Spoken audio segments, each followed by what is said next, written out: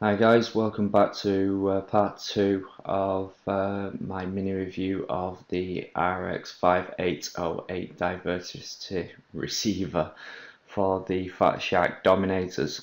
I went out and did some field testing last night at two very different locations.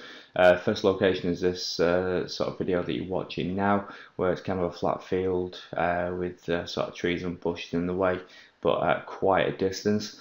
And the other location is my local sort of drone flying track, which is through like a wooded area. We have like a dedicated area where we've set up the drone track there.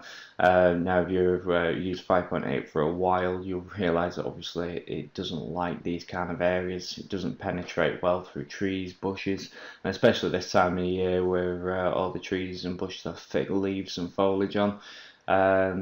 But you'll see the results of what I got. Obviously going to be doing testing the receiver against the sort of standard Next Wave 32 channel receiver that most guys sort of use.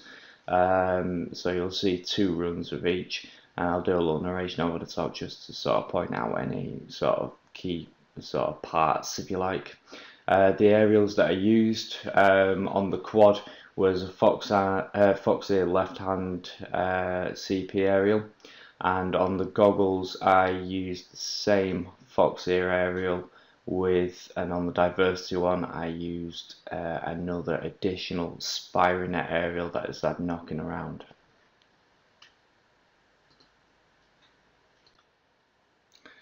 So first up, I'm going to go with the Next Wave 32 channel.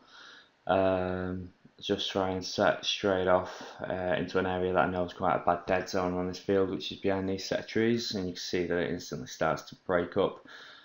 Breaks up, I'm sure it sort of broke up a little worse on what I was looking at whilst we were flying, and the same behind these trees here as well. You can't stay behind there too long as you do lose video completely. That's the same with pretty much all my receivers bar my ground station. But the 32 channel is still, it's holding its own, there's no doubt about it. Won't let us go any further than this point as the video starts getting a little grainy and a little sketchy. You just get the feeling it's going to drop out any time. Next up is the 5808. Now straight away I felt a bit more confident with this. It was less sort of flicker. I know it's flickering when I go behind them trees, but the flickers seem a lot quicker. Again, through what I was sort of looking at, I felt it was actually better. I felt more confident with sort of like it wasn't going to just fade and drop out into nothing.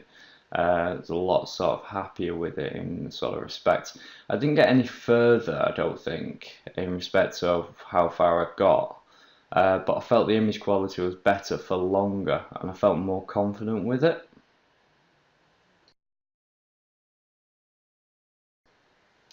Now this is our second location, which is my local drone track with the Next Wave. Again, set off lots of trees, lots of bushes. Set off into this portion of the track here, and it did flicker a hell of a lot. It didn't give me a lot of confidence going into that area. I'm sure still that the image that I'm seeing whilst flying is actually worse than what you're seeing through the DVR for some reason. But again, it gets round. There's no other sort of people or traffic around, so it is a clear signal. But just when I go into this area, it just almost sort of cuts out near enough completely at times.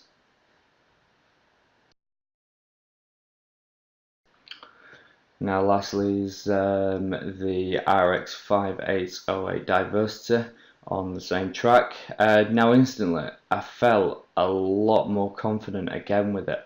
I don't know why, but it just gives me a lot more confidence to throw it into these sections a lot quicker. I felt I had better image quality around that backside there where it's quite difficult. Again, I don't think it'll get any further than the Next Wave in respect, but it just gives me a little bit more confidence to go a little bit quicker, thinking that the video is not going to drop out any second. The glitches that you see is kind of normal in this kind of area, but the glitches seem to happen a lot quicker, and it seems to get the video back a lot quicker. So even around this section, I was even quite happy to throw the quad about a little bit more than I was with the next wave.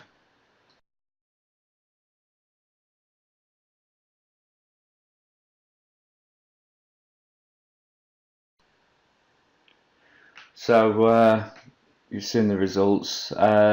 To sum up a little bit, I'm quite happy with the receiver for the price point that I bought it.